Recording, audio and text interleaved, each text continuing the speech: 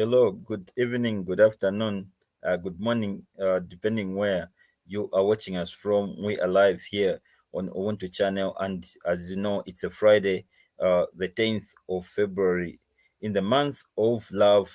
Some of you I know you are counting down to Valentine's, but for us, we are counting down to the fixtures for the Zambian Super League, which will be taking place tomorrow.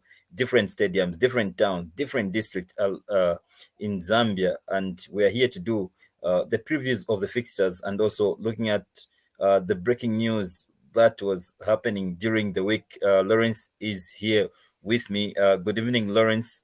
Welcome to Ubuntu channel and Ubuntu Sports. Good evening, Reuben, and thank you so much for having me this evening. And good evening to our viewers. Great. So, viewers, you can participate in this program by typing in the comments. Also, if you're watching us via YouTube, you can also go in and type your comment in the live chat.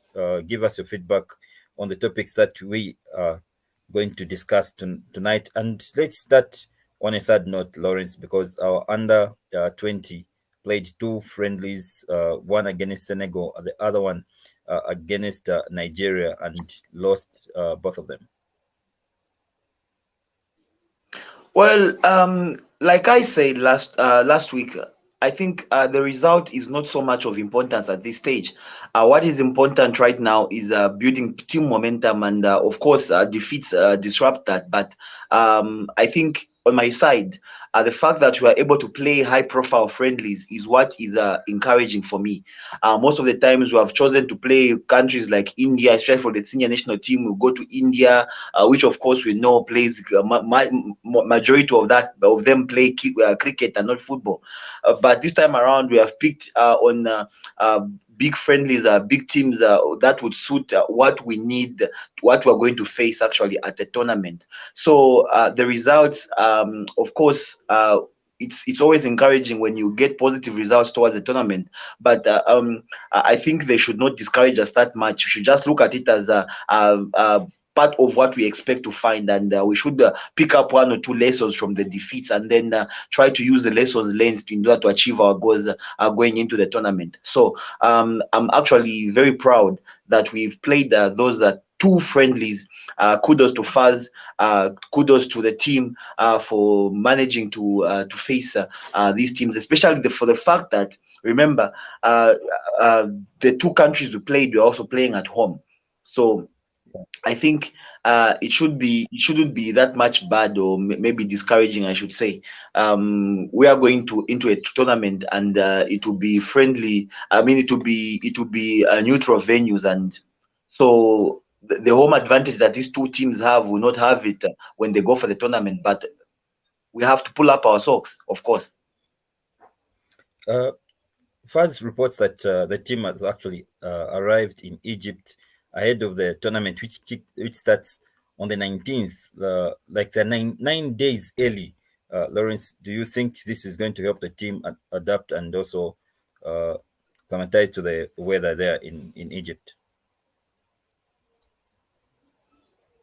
I'm having a tough time to hear what you are trying to say, but if my perception serves me right, you are talking about the fact that the team has arrived in Tunisia for the same tournament, that is the under 20 AFCON. I mean, Yes. sorry, in Egypt. And yes, I have seen photos of the team, and also news has broken that the team is, as we speak, has been reinforced by the arrival of the Israeli-based Richard Chungi Ngoma, and the new acquisition, of course, Peter Chikola, who is playing for Cadiz B in Spain. So these two players, of course, missed the two friendlies that we played in the build-up to the tournament, and they are also in camp as confirmed by the Football Association of Zambia, and hopefully the tournament should kick off on the 19th.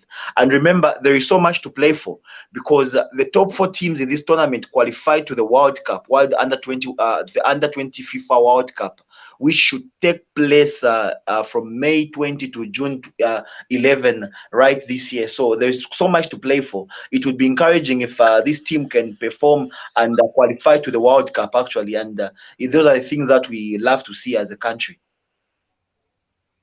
All right. So just tell us in which group Zambia is in this tournament and which opponents are going to face. Okay, Zambia is in Group C in this tournament, and they will face Tunisia, Benin, and Gambia. Of course, as usual, the top two in the group qualify to the next round. Any tough opponent, any threat that you see, which team is quite difficult or the favorite to go through in that group? You see, at under 20 level, it's very difficult to have a team you can call a walkover or something like that. I take all of them as a big opponent, and these big opponents, and the fact that they qualified to this tournament means that they have something in them. We have to work really hard and take each and every opponent seriously. But of course, the notable one is Tunisia, obviously, and this should be a very challenging opponent, of course, for all the other three group teams in the group.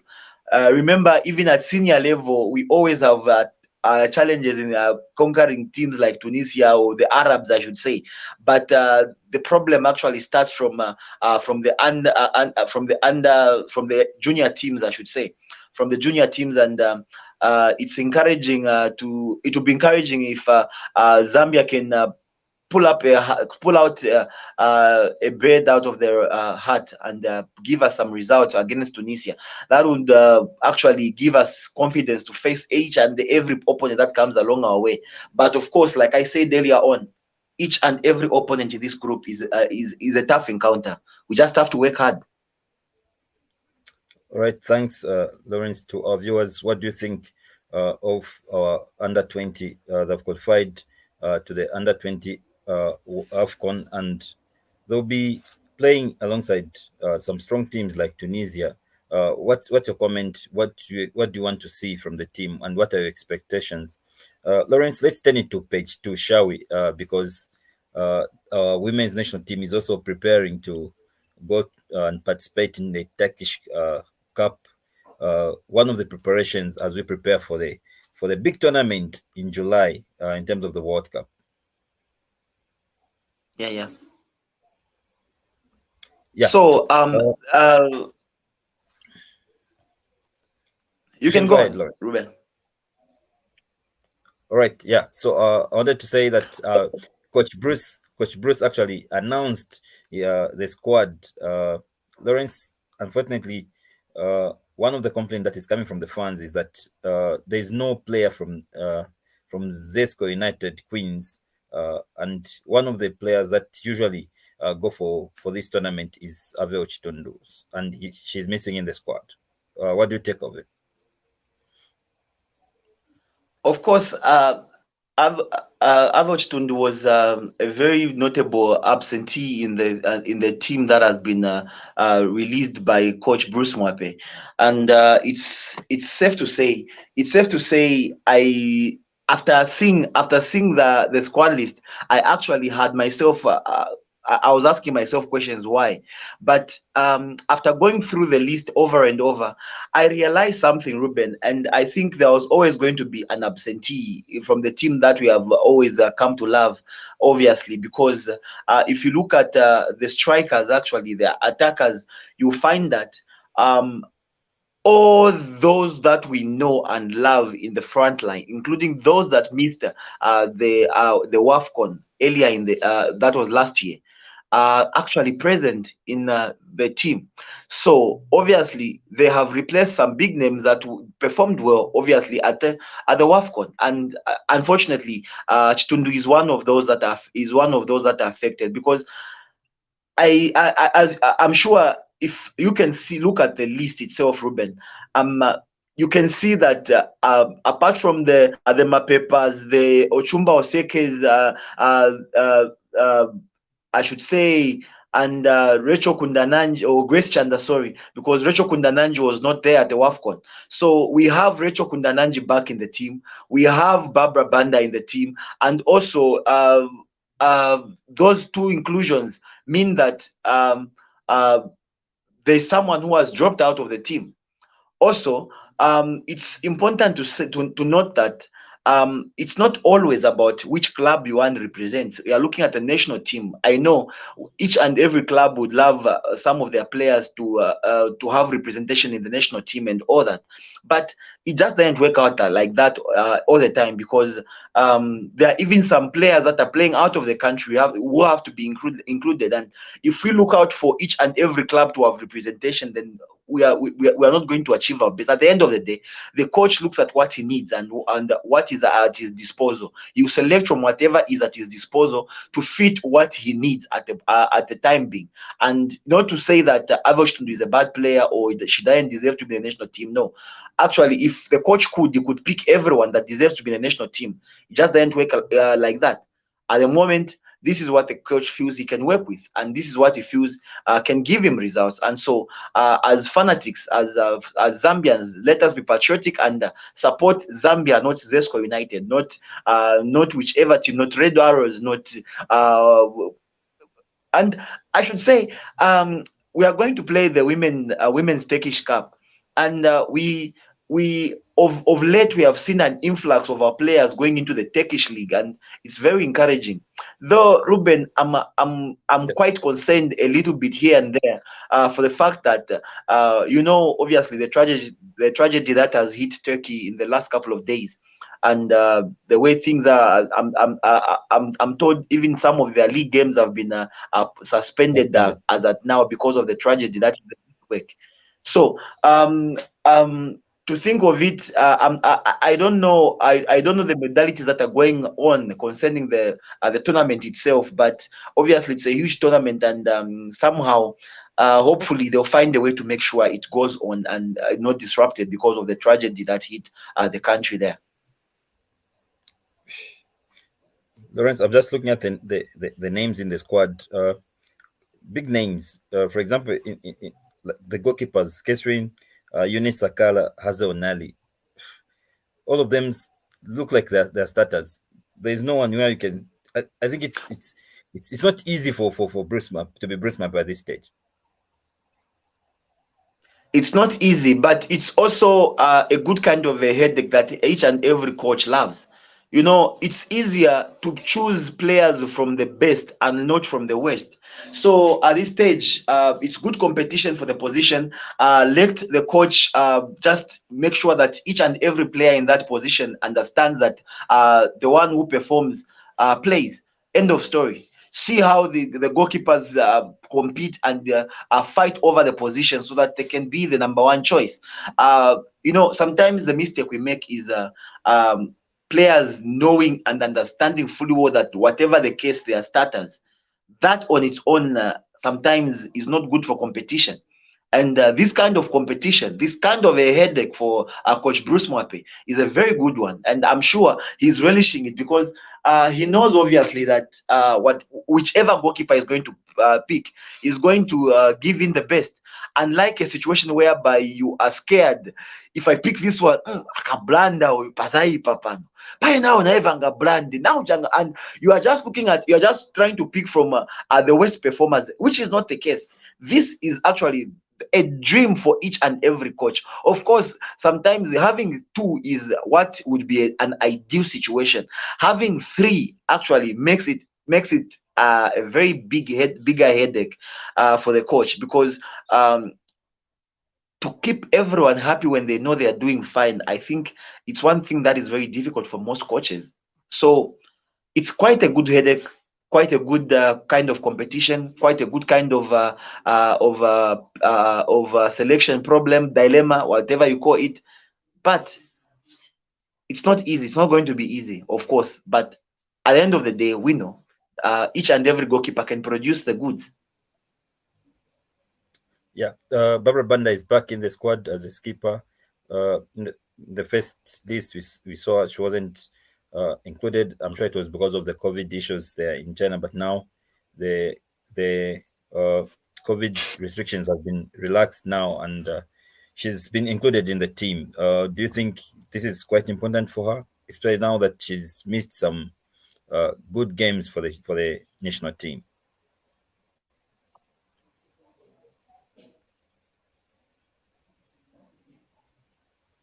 Yeah, this is going to be interesting and encouraging to see Barbara gel again with the teammates. But I think what is even interesting, Ruben, is that if you look at the forward line, I mean the selection for the forwards we have, we have. We have Barbara Banda, who is playing her trade in China. We have Grace Chanda and Rachel Kundanaji, both with Madrid Femenina. And also, we have Helen Mubanga and Rachel Nachula playing for Zaragoza Femenina. And it's it's we have two pairs, I should say. We have two pairs of teammates at club level at the forward line, and not locally. That's at the highest level. That's in Spain. And we have one in Barbara Banda, who is the skipper, of course, playing her trade in China. So of already we can see some sort of chemistry in the team selection there. Though I cannot say that the coach should always play those from the same club at the same. I'm not saying that. What I'm trying to say is that right now we are already exporting good players. We are already exporting good women's national team players to big leagues. We are talking about Spain here, and we have four in the front line or from Spain. That should encourage us. That should show that the women's football in Zambia is actually in the right direction. Though I also want to see the levels of the women's game locally go up, so that we can talk of situations where in the future we are able to have an all national team of players playing very well and at the highest level, but representing Zambian clubs. It can be encouraging. I always speak Zambian, but the way things are right now, it's very encouraging. We can do anything, we can achieve anything with this team because we have seen it before. And obviously, they are still producing and they are still growing as a team. They'll give us more results.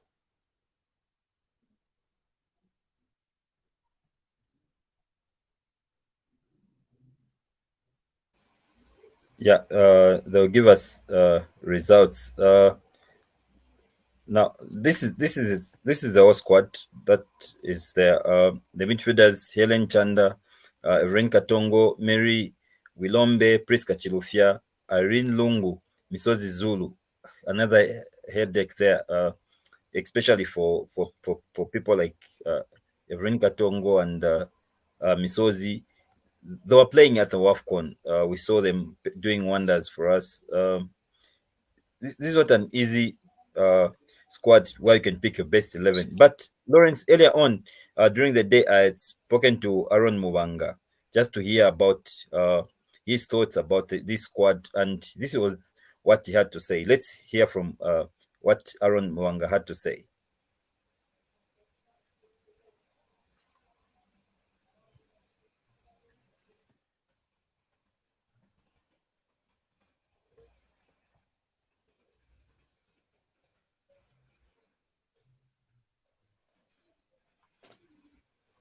All right, it seems the clip is not yet ready. But when you look at the defense, Lawrence, can who can you use as your back four? Whew, You still maintain trust me. Belemu as a right back, Martha Tembo as a left back. I'm looking at the list, but of course, Belemo and Martha really did a good job, especially at the WAFCON, and I have no problem with maintaining them. Especially that we are going to be playing quite some tough oppositions and all that, and this is a different Belemo, I should say. Now Belemu is in Turkey, and obviously standards, her playing standards, league at club level have obviously gone up, and we should expect even a bigger and better Belemo to there, which is also the same as Martha Tembo. Should be bigger and better right now. The experience gains, the exposure they have received, she has received in Kazakhstan should be of course a massive boost.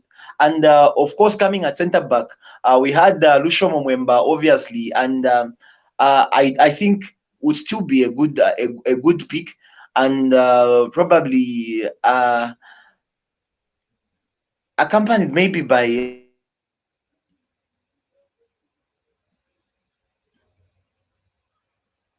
Lawrence, are you there? Judith Soko, Pauline, or something like that. But at the end of the day, this is just a great team right now. All right, Lawrence. It seems we have the clip ready for Aaron Mwanga. Let's hear of what Aaron, because he's always following the women's league, and he's been following the women's football. So let's hear from him what he had to say about the squad. Hi, Aaron. Good afternoon. This is Reuben from Ubuntu. I just wanted to get your quick reaction or your comment concerning the squad that has been assembled by Coach Bruce Mwape for the upcoming Turkish Cup. Good squad. Looks very balanced. Obviously, like every other squad, there'll always be players that people feel maybe this player has been left, this play, but that's the problem of having too many players. Like at this point where we've gotten to a point where we have a lot of good players, so some of them will not make it into a certain squad and whatnot. So it's just like this tricky, but a very good squad. Obviously, pumped by the fact that the skipper is back, Baba Banda. When she's there, obviously makes some of the things easier. Good to see Ellen Mwanga back in action after I think 2 years or so. Good to see Ellen Chanda back in the squad. Also, somebody who's been missing for some time. Yeah, good squad around. All the regulars are there per se, so it's a good squad. The youngsters have sneaked in there. Also, the likes of Judy, I think Esther Gelo Banda. It to be a good experience for them because those are the future of the Copa Queens. So all around very good squad by Coach Bruce Mwape, and I expect them to deliver in Turkey when we face Venezuela, Uzbekistan, and obviously is it Slovenia. So yeah, good squad. Thanks. So talking of the people that are missing in the squad, one of the key person that we've seen missing there is Avel Chitundu. She banked some critical goals in the WAFCON, the recent WAFCON where we came out third. I wanted to find out from you, with people like Avel Chitundu missing out, is it the end of the road for them? Do you think there's still hope for her to be picked in the squad that will be going to the World Cup? And lastly, how far do you think this team can go in this tournament, in the Turkish Cup? Well, for people like Avel Chitundu, I think Avel is still young. There's a long way to go. And in fact, even for the World Cup, she's still in contention.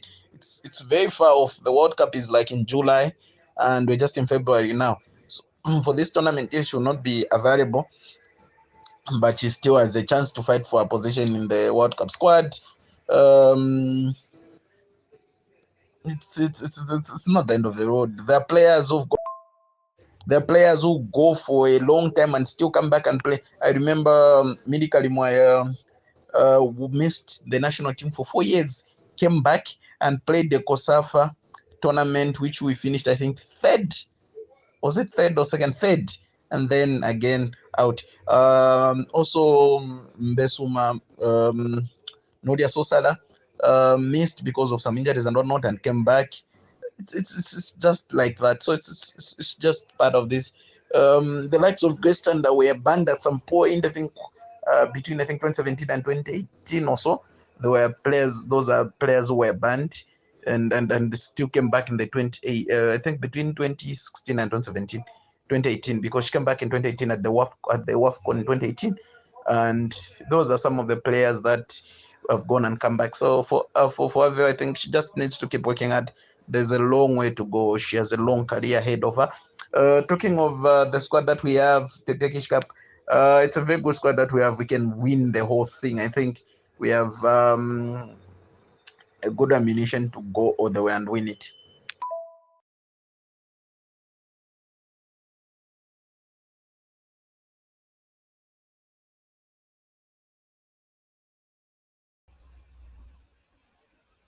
All right, Lawrence, that was the views from Aaron Mwanga. What do you have to say?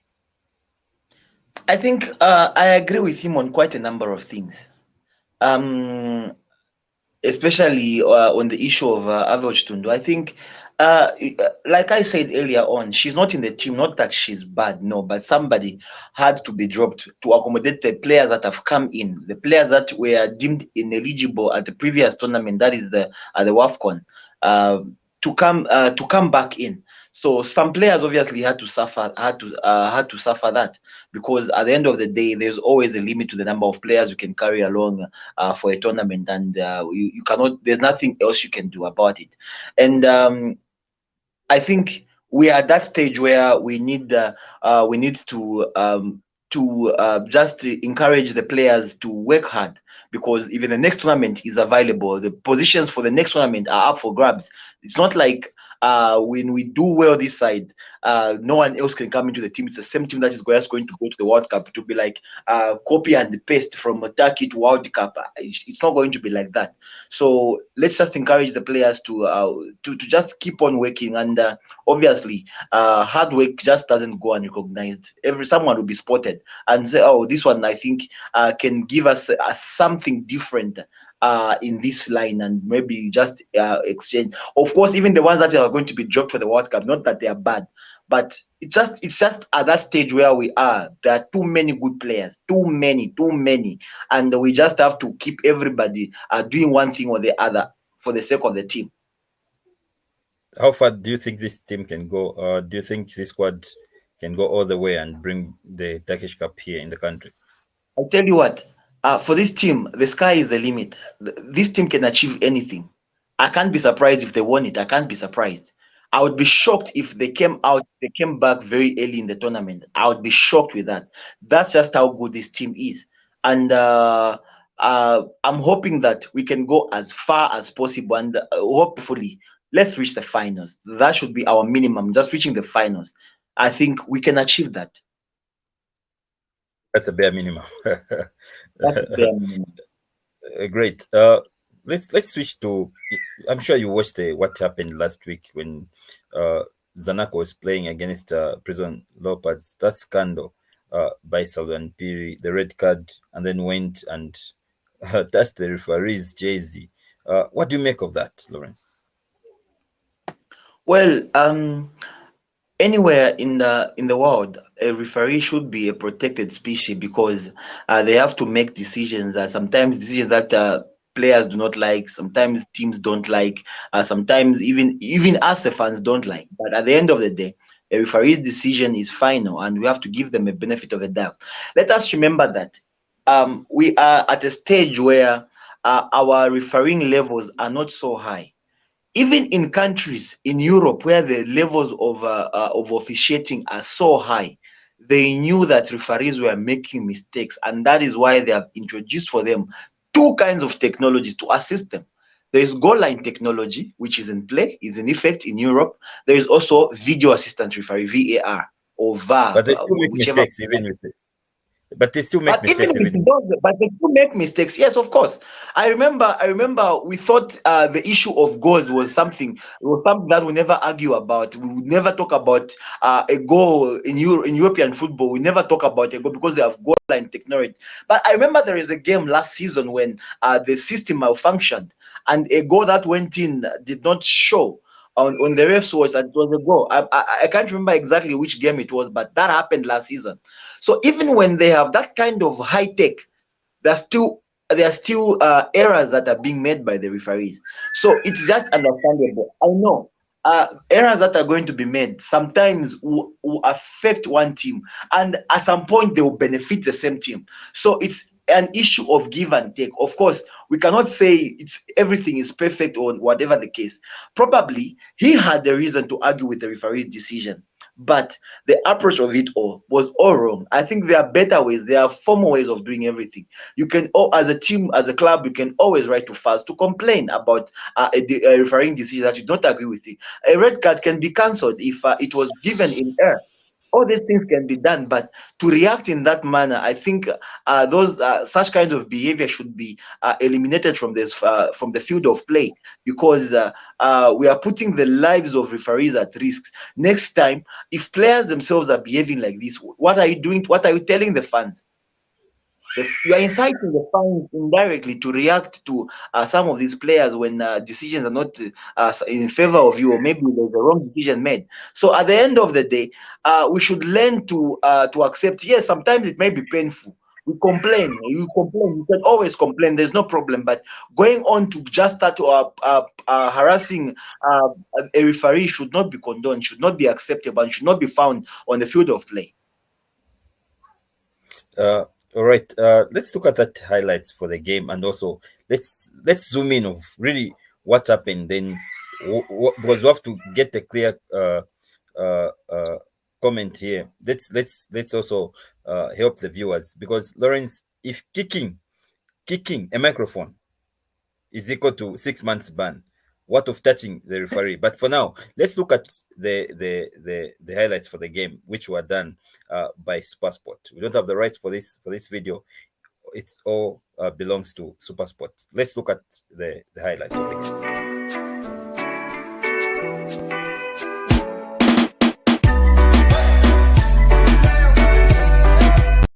It's week 22. Welcome to the National Hero Stadium in the capital city, Lusaka.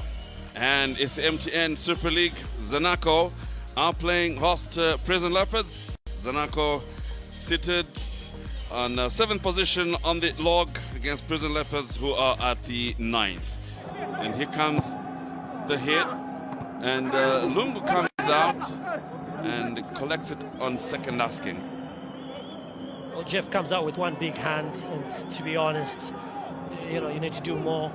Kevin Owusu just looks to pick up from the spoils there. And also the very fact that the second most goal-scoring player in Zanaco is 4 places behind the top scorer. 4 goals behind. And that should be concerning. But here's Prisons in the meantime. Chance here. Oh, from this angle, it was so deceiving. Looked very dangerous, that effort.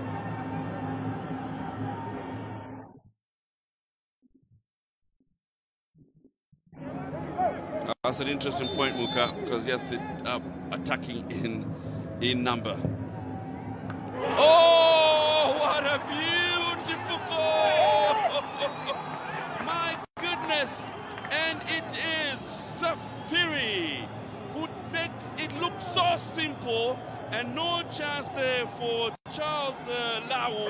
And what a wonderfully taken free kick by Phiri, leaving very, very little for Charles Lau. He's shocked, and what an afternoon Phiri will remember. Just in there, all the edge again. Pressure here. Zanaco survive. Oh my goodness. Should I just stop talking now? Please don't. I might come out like a prophet of doom for Zanaco fans, because really that's what's needed. That's what you anticipate. They're on the ropes. Go in for the kill. Chance here again, but there was an offside. Whoa. That is definitely something. The pressure that's coming off this Leopard side is remarkable. Right force in particular, David Obashi, and of course, Landu Maeti. Mistake. This could be damaging. Once again! Oh, the crossbar saves the day for Zanaco. It's Obashi. And my goodness, that would have been goal number 2. So close, Obashi. But it exposes the Zanaco defense, and it continues to do that. Here's what happened. Zulu is known for making those runs. Play him into the channel. Let him beat the defender 1v1, because he's got legs on him. He needs to have runners around the central position of that 18-yard and 9-yard box. When Zulu makes the ball, he needs to look up. Now he hits it, and it's to nobody. Well, it looks like there'll be some yellow cards. Salulani Phiri there reacting. Oh, Zanaco it gets worse for Zanaco. But Salulani doesn't stop charging at the referee. Oh, this is not good for Salulani. He shouldn't be doing that. No, he shouldn't be doing that. He's a seasoned professional. He must not be doing that. Not be touching the referee. He must not be doing that. Lasa Kiala, there's no change after. He's upset, that's understandable, but he knows better than anyone else consequences of not controlling oneself.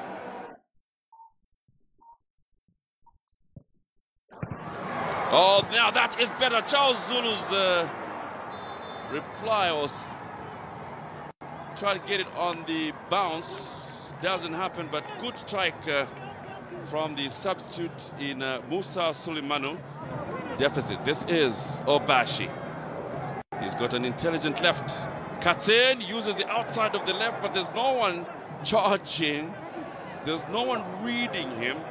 The likes of Isaac Ngoma are waiting too far. This is Obashi. Oh, clever play from Obashi. What does he? Any like? And beautiful goal. It's Miete. Zanaco are buried. David Obashi. Miete benefits from Obashi. And it's certainly a feline. No reply from Zanaco. Clever left foot from David Obashi. Miete benefits and does it make look easy. Charles Lau, you can only feel sorry for him. From here, the National Hero Stadium, week 22 that ends Zanaco 0, Prison Leopards 2. Thanks. So those were the highlights between Zanaco and Prison Leopards. We're talking about what happened to Salulani Phiri. And Lawrence, now we have the video footage of what really happened. What do you expect now? We know the player, the next day, that was on the Monday, he did write an apology to Faz, apologizing for that action where he had to touch the referee. But what do you expect? Was all eyes now are on Faz? Well, first and foremost, let's go through exactly how things unfolded there. I think it looked like one foul by Prison Leopards agitated Zanaco players, and unfortunately for Salulani, he's deemed to have swung his arm into the face of a Prison Leopards player. Well, there is just a thin line in football, what is intentional and what is not intentional, and when you do that, even if it does not hurt, once you do that, you swing your arm at an opponent, at a player, and it catches them, especially in the face, I think the outcome is always a card from the back pocket from the referee, and it's not surprising. I don't think the referee was wrong for that. So sometimes as players, they feel they are not going to get caught, they are clever enough, they can maybe blind do it behind the back of the referee. But once the referee spots that, the outcome is always similar. It's a card from the back pocket. And once that happens, for Salulani, unfortunately, he takes things a little bit further. Remember, a straight red card attracts about 3 games suspension, right? Yep. And now the action afterwards also will attract some more games. And of course, the question you asked earlier on was kicking a microphone costed someone a 6 months ban. What about harassing a referee? Well, as usual, referees are very much protected species. In fact, in the laws of football, they don't protect microphones. Well, there's a general rule which talks about equipment and all that, but at the end of the day, referees are highly protected, more protected than even the players themselves, because the safety of the referee is the priority, number one priority of the Football Association, in each and every country, and therefore I really can't. I really can't judge, but if you look at the consequences that came to Alex Ngonga, of course, for kicking a microphone, and the actions that have been done by Salulani Phiri, I think it's safe to say that the ban could be bigger and all that. But I think I had quite some complaints from Nkana fans to say, if it was Nkana player who did that, we could have seen essays and paragraphs written by Faz by this time. But because they feel, because it's not them, there's suddenly quite some silence, and it's like people are still calculating what to do. But if it was us, that's what they were saying. If it was us, you could have seen.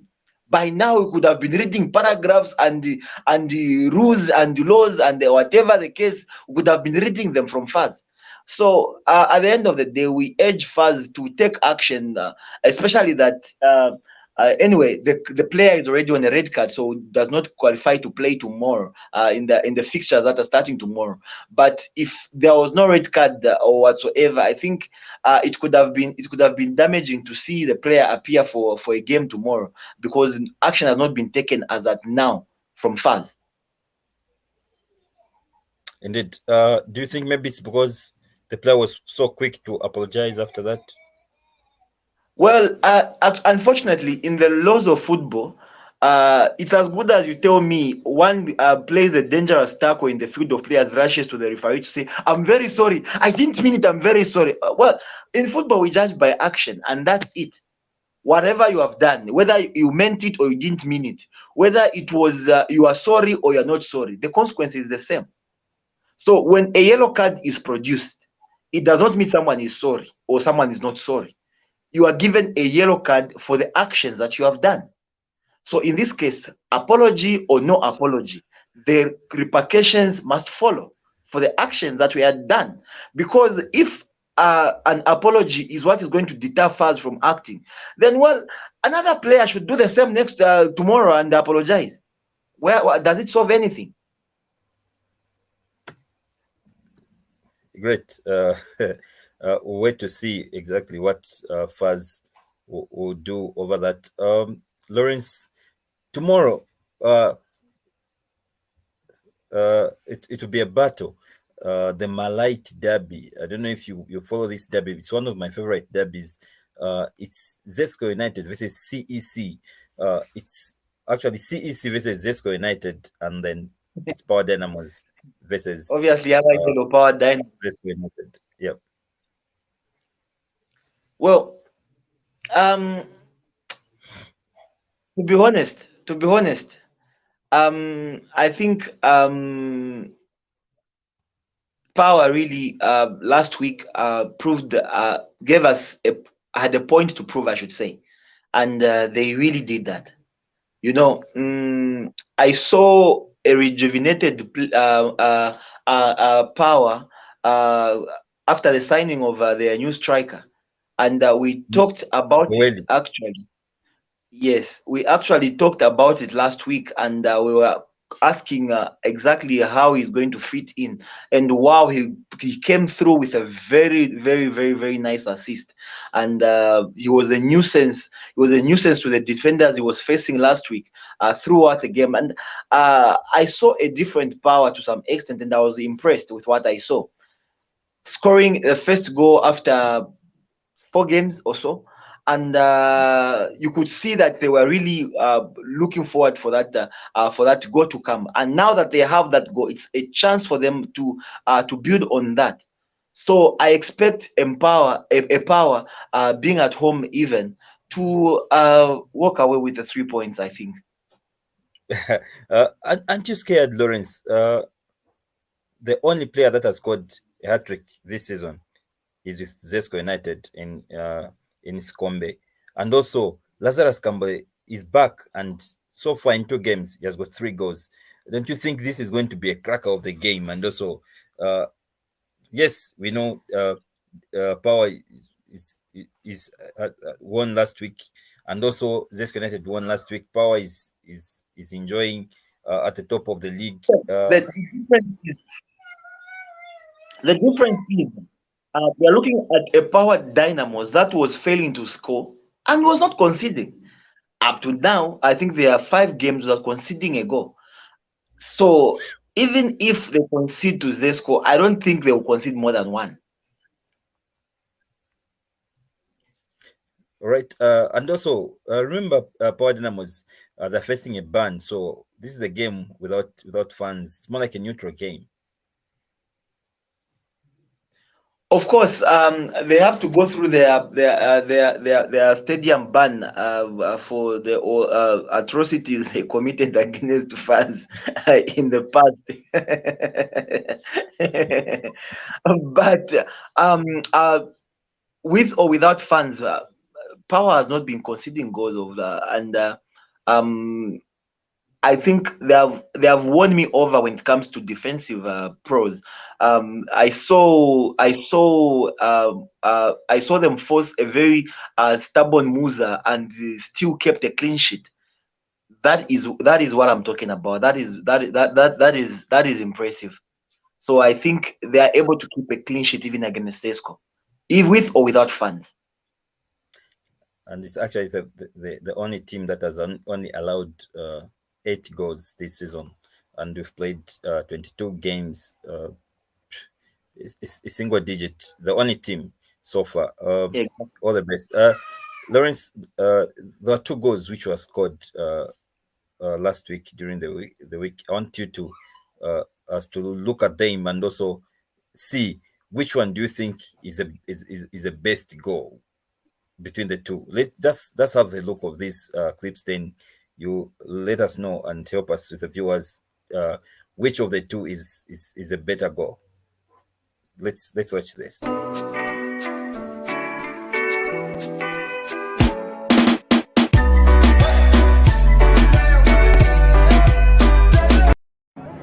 That's an interesting point, Muka, because yes, the attacking in number.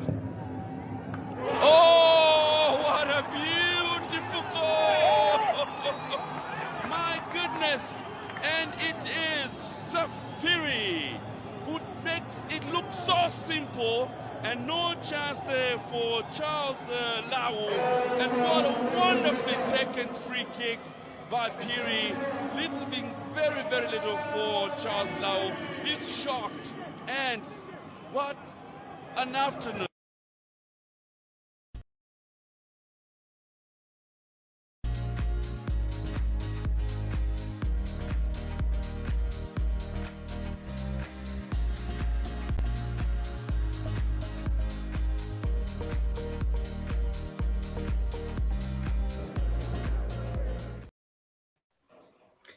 Right. I hope you've seen the goals. The first one was a goal by Zephaniah Phiri from Prison Leopards, and the second one was by Jack Chira from Green Buffaloes. Of the two, which one was the best goal for the weekend? Reuben, the 2 goals are actually similar.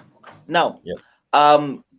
But if we go to the technicalities of it, the one scored by Zef Phiri, let me say the first goal, in short, is actually at the distance to the goal is actually much higher.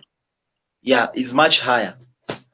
Now, and the second one, the distance is much closer. Now, that is what now defines 2 free kicks. One free kick, because of distance, must generate quite some good power, and must have the power to beat a goalkeeper from that kind of range. And the first goal obviously had that. The second goal is nearer. Therefore, the technique to send the ball on top of the wall and down in that quick fashion should be there. The technique has to be on point to do that because it's nearer to the goal. So you have a wall standing in front of you, and you have to hit the ball so swift. It has to go over the wall and under the bar at the same time. And that technique on its own is what players go to training for. Or those who practice free kicks, they go to training to just master that technique, so that you can have a ball with the good power high enough for the wall and must come down faster to be under the bar, and the second one had that. So picking between the two is quite challenging, because both of them are unique in their own way. But if I was to pick one, I think the second one, just the Jack Chiro. technique was on point, very much on point, and I can't fault it. Not to say that the first one was the Zef Piri goal was bad. No, it was also an inch perfect take. But I would prefer the second one. Uh, Thanks. And I've been watching Jack Chiro.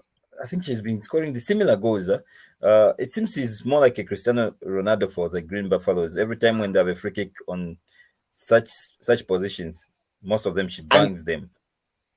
especially on his left side of the goal, perfect, very perfect, inch perfect.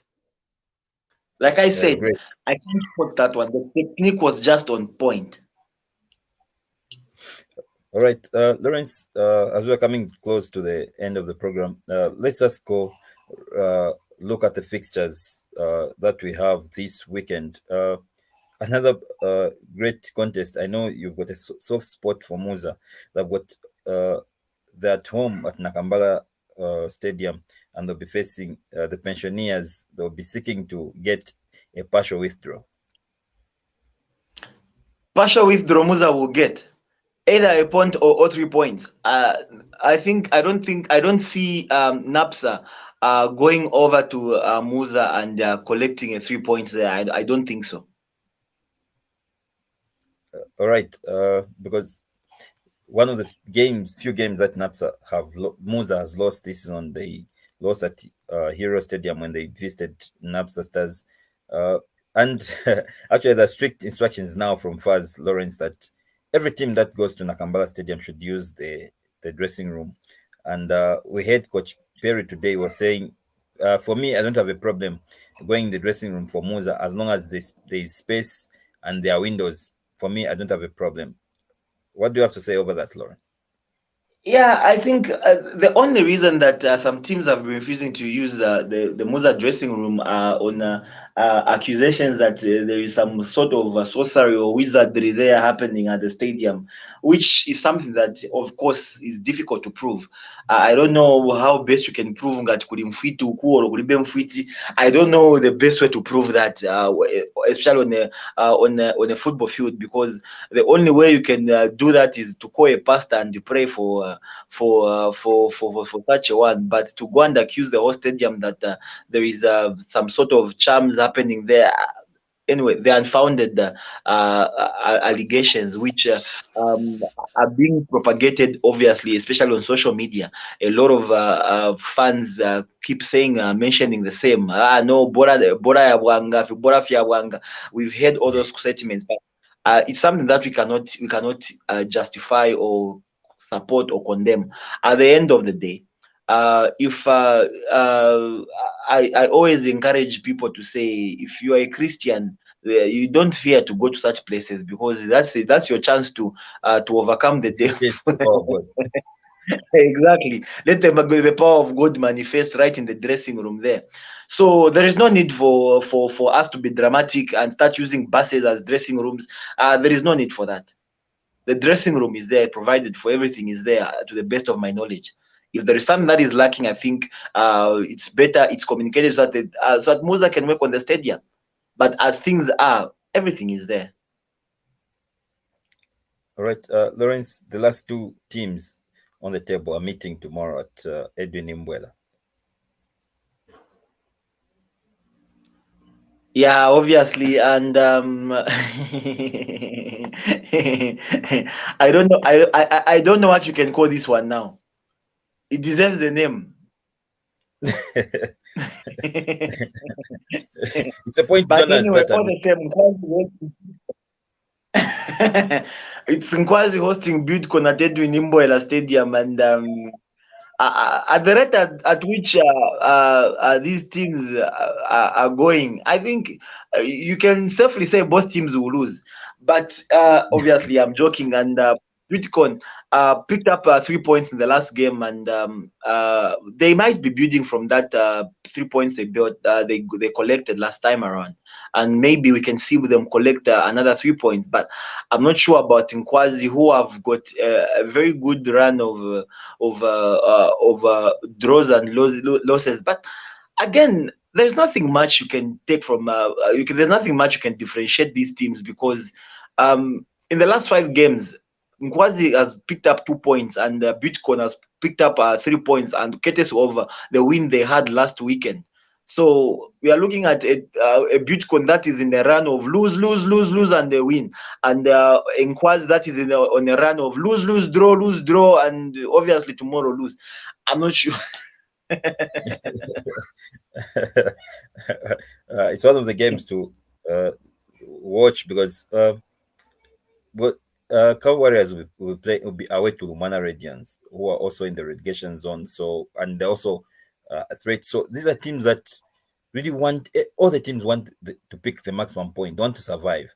And I don't know if you've observed, Lawrence, if you look at the table, you have got a lot of these, a lot of draws.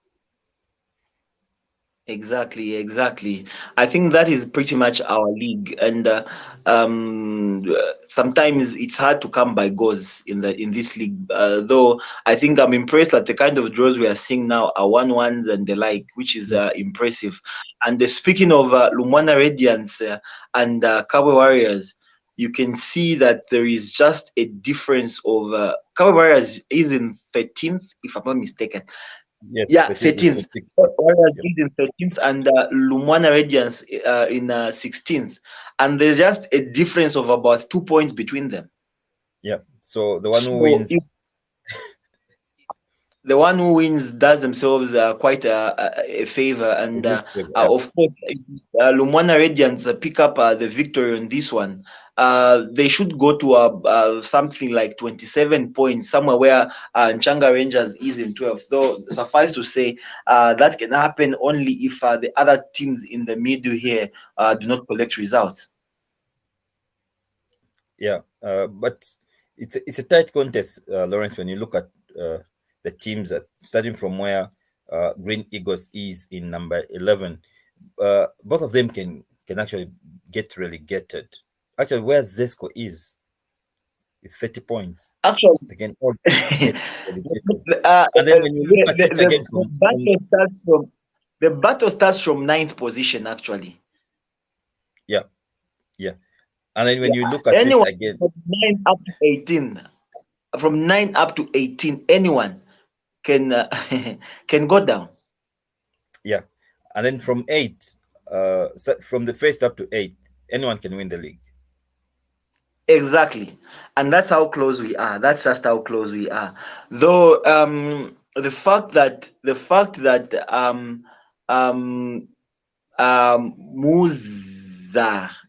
Musa has joined their last 2 games. They have derailed back on the quest on the upward slope they had, where they seem to be almost catching Power Dynamos, and they had the chance to do that when they faced Power Dynamos themselves, and settled for a draw. So it didn't help matters. But at the same time, uh, from the top, I think, let's just be fair. Power has added one more point to their comfort from what they had last week, and that is now it's a 4 point cushion they have between themselves and the second, and there's only 2 points between the second and the third, and 1 point between the third and the fourth, and 1 point between the fourth and the fifth, and 1 point between the fifth and the sixth, and 2 points between the sixth and the seventh. So it's quite a close call. Anyone can go anywhere in the top half of the table. Right, Lawrence, this is where we need to say our goodbyes. I don't know which games you'll be looking out for in the Super League, and also what are your last words concerning the Turkish Cup, and also the upcoming the under 20 AFCON. I think it's simply to wish the women's team and the Chipolopolo under 20 all the best in their respective tournaments, and hope that they make this country proud. Obviously, the women have done it quite a number of times of late, and we have developed so much love for the women's team, and we pray and hope that they continue in their quest for excellence, and they keep pushing themselves, because at the end of the day, what we want to see is glory being brought to Mother Zambia, so that we can all appreciate the football that is being played, the love for the game that we have as a country, and also be one of the giants in African football. If To be specific, in African women's football. Uh, which games are you looking up to tomorrow and Sunday? Well, of course, I will be looking out for the Musa game, man. I want to see how far they will push and all that. So obviously, I'll be watching Musa. Great. For me, I think I'll go for the Malaiti Derby. That fix, I can't just miss it, and I know it's on SuperSport to be the game on SuperSport tomorrow, starting exactly at 15 hours. No fans, so everyone will be looking out what to happen there. Chicken Wandamina wants to clean his CV after the bad start of the season with Kabwe Warriors, and yeah, we know he switched the club, went to Zesco United. So far, so good. 3 games, and he's drawn 2, won 1. He's won 2, drawn 1. And Lazarus Kambole has bagged 3 goals in 2 games. Hope he continues scoring for the Zesco United. And tomorrow it will be Lazarus Kambole versus Andy Boeli there at the Yeah, Davison. yeah. I can't wait to see that game. I don't know. I can't just wait for that game. That's a game I'll be looking out for. And then I want to see also Forest Rangers. Forest Rangers is within a touch. They're the only team that can actually also start believing that if we do well, if we continue winning, picking up maximum points, we can catch Power Dynamos and win the league. Ian Bakala is a tactician. We saw when he was coaching our Warriors for the first time, they played continental football. He's now with Forest Rangers doing marvelous works there. The team is second and just 4 points behind the log leaders, Kabwe Warriors. But now this is where we've come to the end of Ubuntu Sports. We would love to say to see you next week, same time at 20:30. We'll bring to you Ubuntu Sports next week, Friday. But for now, it's goodbye from us. Good night.